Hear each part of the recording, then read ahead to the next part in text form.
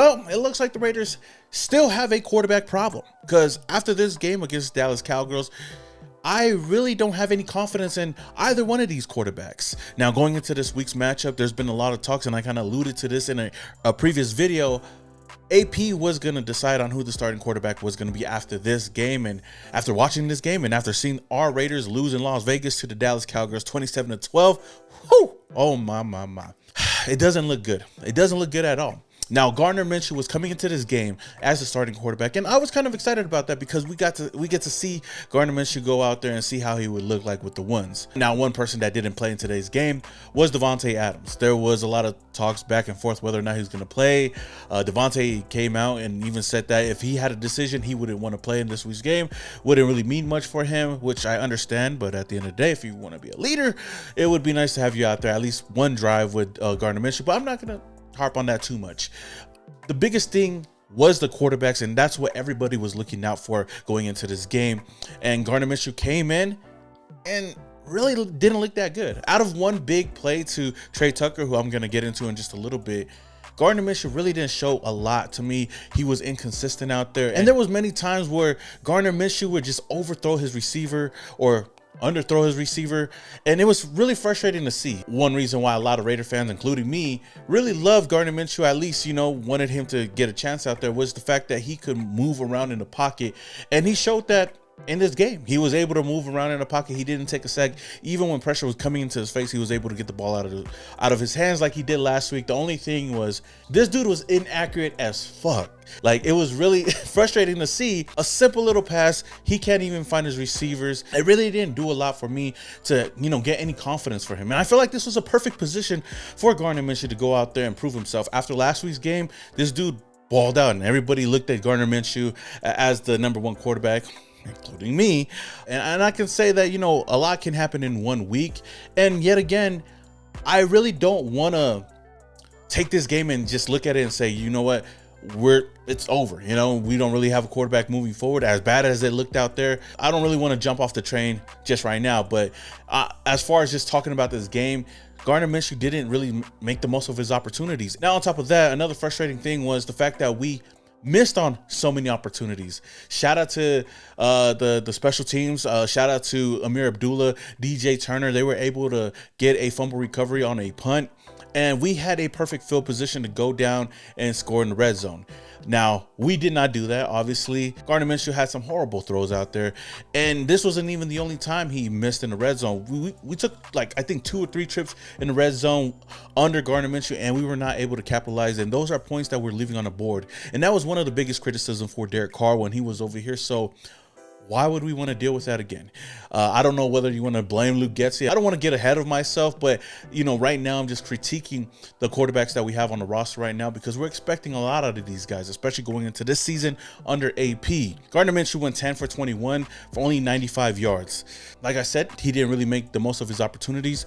So we'll just have to see what the decision is going to be moving forward. Now, Aidan O'Connell did come in the second quarter, like halfway through the second quarter, and it didn't really look that good in the beginning, but he started to heat up as time progressed. And honestly, after the performance that Gardner Minshew showed in the first 5 drives, everybody was already looking at Aidan O'Connell like this is his job to take. And I mean, the floor was real low for Aidan O'Connell to go out there and do something. Now, I can say that out of the two, I feel like Aidan O'Connell should get the quarterback 1 position, at least for now, moving forward. That doesn't mean I have a lot of confidence in him. I just feel like out of the 2 quarterbacks today, if we had to kind of go off of the 2 games that we've seen, Aidan O'Connell had a bit of I would say a little bit of a step up over Gardner Minshew. One thing I really wanted to pinpoint on the touchdown drive that we had, Aidan O'Connell and DJ Turner, that chemistry was flowing. And it's great to see DJ Turner get a lot of love out there and making big plays, because I know that he's a guy that's been trying to fight for a roster spot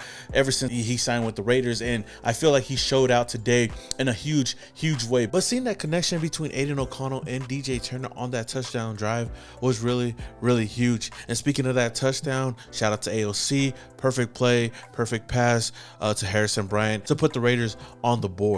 Now, just when things were starting to heat up for Aidan O'Connell, he finished off his day throwing a pick 6, which was a huge bummer, especially seeing how well he was playing at that moment. And it didn't take AP long enough to take AOC out of the game after that mistake. And that was it for the quarterback battle. Like I said before, if we had to choose a quarterback 1 going into week 1, as of right now, I can say that it should be Aidan O'Connell, but that doesn't solidify his role throughout the rest of the season because he still has to go out there and improve himself. And this is exactly why I felt like this past offseason was a huge offseason for us, the Las Vegas Raiders, to go out and get a franchise guy, whether it was in free agency or even in the NFL draft, and we just did not do that. And I feel like right now it's going to be really crucial for the Raiders, and it's really going to be crucial for AP to make the right decision. I really feel like this game was a huge eye-opener for this team, especially for AP. He's the head coach, and we're dealing with some lows right now. But like I said last week, I don't want to harp on the preseason too much.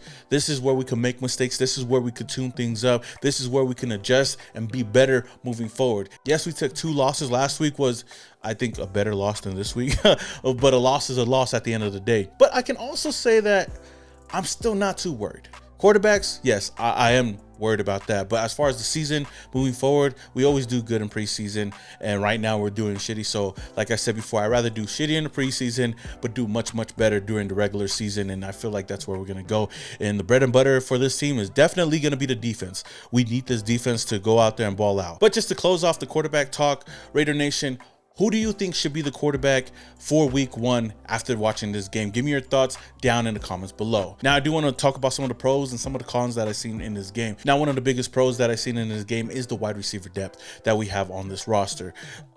Even though the quarterbacks didn't show out as much as we thought they should, our wide receivers really went out there and balled out. We only got to see Jacoby Myers out there play a bit, but Trey Tucker, this dude is a dog. He started off this game hot, was out there with Gardner Minshew, making plays. Tucker came away with 3 receptions for 66 yards with a huge 48-yard reception. Now, the last wide receiver I do want to talk about and show a little bit of love to is none other than DJ Turner. Now, DJ Turner was all over the field on special teams. He was over there being a number 1 wide receiver for Aidan O'Connell in the second half, making a lot of catches. He had 5 catches for 31 yards and had a fumble recovery on the muff punt, which we didn't really do much afterwards, but it's all right. I feel like DJ Turner definitely did enough to earn a spot on the 53-man roster. Another pro that I would say in this game would be the starting defense. Our starters on the defensive side of the ball, we got to see, Christian Wilkins out there, obviously Max Crosby. We got to see all of the starters in the secondary, even the linebackers, and I would say that they did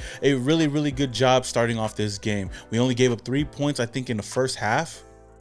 I could be wrong. I think it was the first half or the first quarter, but nonetheless, I don't really have to worry about the starting unit. They did their thing out there. One guy that really stood out to me, definitely cornerback Jack Jones. This dude was out there tearing shit up and still proving that he's our number 1 cornerback. Even though he didn't come away with an interception, this dude was all over the ball. He had 6 total tackles and 3 pass breakups. Or 2 pass breakups. I forgot how many it was, but you definitely see Jack Jones all over the field. Now, he did give up a touchdown play, but you're going to take your losses here and there, so I'm not really too worried about Jack Jones. Now, some of the cons that I had in this game, some of the negative takeaways that I had, one being that we just don't have a solid quarterback 1 as far as right now. Maybe somebody could come out the woodwork and ball out during the season, but as far as right now, I'm not really confident in these quarterbacks. Number 2, again, I talked about this earlier, so many missed opportunities, especially in the red zone. The Raiders went 1 for 4 in the red zone. Really unacceptable, especially if you want to improve and you want to score points, especially when we need to, and complement the defense. We got to make the most out of our opportunities, and just not doing anything or just coming away with field goals is just not going to cut it when the season does start up. And last but not least, just like last week, our run defense was atrocious out there. Our run defense gave up over 120 yards in the first half alone. And then in the second half, Trey Lance basically ran wild all over our defense and made some huge plays. One thing that I want to nitpick real quick, the option play.